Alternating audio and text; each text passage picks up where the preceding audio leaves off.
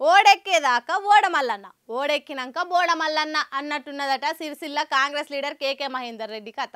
Party పవర్లుందని sir నోటికొచ్చిన మాటలతోని వరద వారిస్తుండట. బతుకమ్మ చీరల సంగతి ఏందని అడిగితే పద్మశాలీలను తిట్టి ఓడుస్తుండని ఫోన్లో మాట్లాడిన ఆడియో ఒకటి అడ్డగోలుగా తిరుగుతున్నది.